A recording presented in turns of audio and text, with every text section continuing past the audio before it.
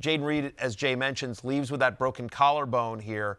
I think my take on it is that you never want anyone to get injured, but I do think this provides some clarity. I think it's going to be Romeo Doubs, Matthew Golden, and then Dontayvion Wicks. And I think the big winner is a relative word, but I think the person whose fantasy value takes the biggest uptick here is Dontayvion Wicks as well. 16% target share, 54% route participation. He's available in 99% of leagues, and I just feel like he's somebody that, when he has gotten an opportunity, has produced. The challenge is he just hasn't been able to get a consistent opportunity. I think Romeo Doubs he sort of is what he is at this point.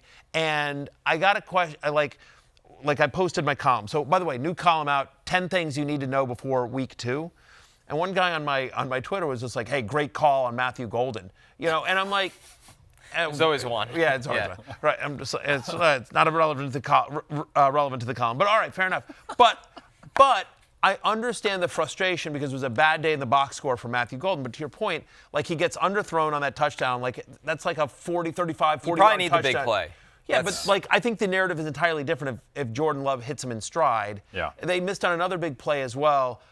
If somebody in your league gets frustrated and drops him this week, or you can buy low, I'm in on Matthew Golden's talent, Connor. He's a first-round pick for a team that needed a true number one wide receiver. I think would be getting carried away. I didn't project Matthew Golden that way, but in theory, he should be this team's number one wide receiver. But it goes back to what we said over the summer. We had this combo multiple times. How can you trust anyone in Green Bay's pass catcher room? And what we said about Tucker Kraft was, he's always on the field. That's right. With all the other wide receivers, as you look at the target share and the route participation, you don't get that guarantee, and I think that's why you were very bullish on Kraft, Jay. It's like, we know he's a great blocker, and that puts him on the field all the time, and now you're kind of seeing that pay off. Yeah, I think the other thing with Golden, too, is that he's like 5 inches away from being 100 yards and a touchdown, and then everyone's like, oh, Matthew Golden, like offensive rookie of the year. Now, because he's the 5 inches go the other way, it's like, oh, Matthew Golden, what does he actually do?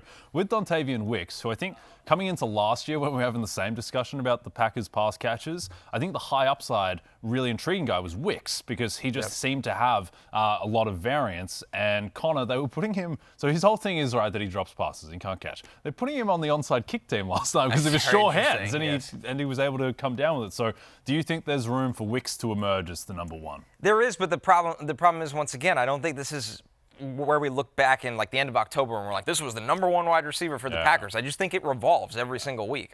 Probably has 3 number 3 guys. He'll probably have a week or two, and then we have to have the combo again. But I think this is who they are, and that's why, once again. But I agree with you, Matthew. If somebody dropped Golden, that is a wild overreaction for a first-round wide receiver in a good offense.